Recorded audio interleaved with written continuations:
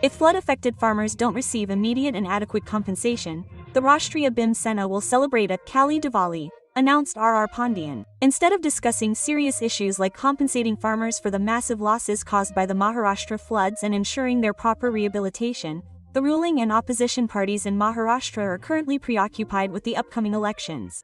Making this allegation, R.R. Pandian, national president of the Rashtriya Bhim Sena, announced in a press conference that if flood-affected farmers don't receive immediate and adequate compensation, the Rashtriya Bhim Sena will celebrate a Kali Diwali. Let's hear what R.R. Pandian had to say. Absolutely. If by the 16th the government doesn't provide the assistance we've demanded for farmers, 500 rupees per acre, at a minimum, then the funds allocated to other schemes like Ladki Bahin should be diverted to help farmers first. That is our demand. If our demands aren't met, you'll see that from the 17th until Diwali, all our BIM Sonics in every district will take to the streets and will deprive this government of all peace and sleep. I'm telling you this myself. Instead of asking for 100 rupees, we're demanding at least 500 rupees, because you've seen that farmers' crops have been destroyed, and the soil of their fields has been washed away. 500 rupees won't do much, but still, it helps a little, even if it's just a token amount. The government should help. That's very important, so we've made a small demand for 500 rupees. Look, you must have noticed that the Shiv Sena, Uddhav's party, and Sindhi's party are in power. Currently, Uddhav's party, and the parties that are separate from his own, are completely focused on municipal corporations, especially the Mumbai Municipal Corporation. If it's a misfortune that Mumbai doesn't have agriculture, if there were farmers in Mumbai, perhaps this money would have fallen. So, does this mean that Mumbai's farmers are unfortunate that Mumbai doesn't have agriculture? If there were agriculture here, these people would fight for that too. So, right now, their entire focus is on taking over the municipal corporations, Because of this, farmers are being marginalized. Sir, look, the issue of cow protection, that is, the law that has been passed, the cow is our mother too, the indigenous cow is also our mother. But you've seen the cow breed, like the herd, because of the cow protection law. You must have seen the Jersey cow, which is an Australian hybrid cow for milk. So, they're brought here, they're either raised or bought. So, sometimes, what happens is that the cow becomes unable to produce milk, or it can't produce milk, and the children it gives birth to are of no use to the farmer. They're not useful for farming, for anything else. So, I don't know what farmers used to do in the past. They had cows. I'm not talking about the indigenous cow, the cow family, which includes the herd, the cattle, and other different species. I'm not talking about the cow, but the indigenous cow. The indigenous cow is our mother too. We're not talking about that. But what's going on inside these cows? What did the farmers do before? They used to sell them to traders in the Athora market, and then buy new cows and buffaloes in exchange. But with the enactment of the cow protection law, a new brigade called Cow Protectors emerged. They were unemployed, so they found a new trick. Their bosses finance them, provide them with Scorpio cars and weapons, and their job is to catch vehicles carrying buffaloes.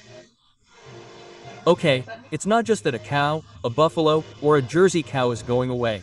The police station catches them themselves. Then, through a deal with the police, they send them to a cow shelter. After being put there, they go to the slaughterhouse or somewhere else. It's a separate racket. So, because of this internal conflict, the farmer is unable to buy new cows after selling them.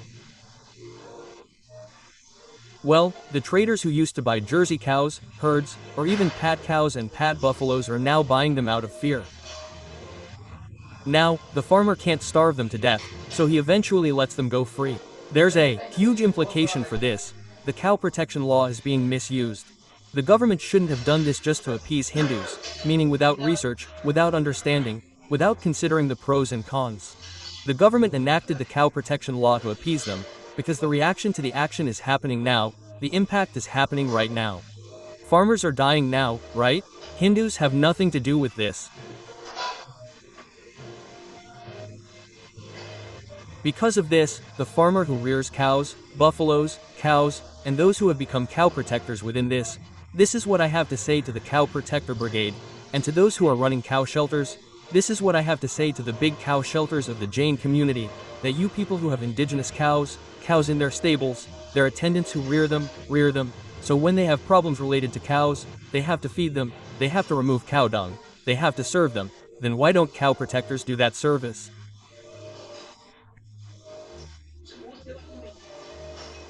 Why don't they serve? My humble request to cow protectors. If you truly love cows, then please directly feed them where they are kept, clean up the dung, maintain cleanliness, and care for them. You will also be considered their protectors. And the government is also requested to give the benefit directly to the farmer, meaning it should be transferred to his account. So, why give it to the cow shelter? Because the condition of the cow shelter is such that if you go and see, their inventory will show 500, 400 cows, but in reality, you won't find even 25. You won't find a cow or a buffalo, not even that. And the shelter is called a cow shelter, but you will see that the animals seized in raids are buffaloes, calves, or animals of other breeds. Why would the cow shelter need to take them? When offered, they should refuse. If the police raid, they should bring a veterinarian to determine if it's a cow, a native cow, a buffalo, or a calf, what the cow lineage is. Only then, after examination, should an FIR be filed, because ultimately, it's the farmer who suffers.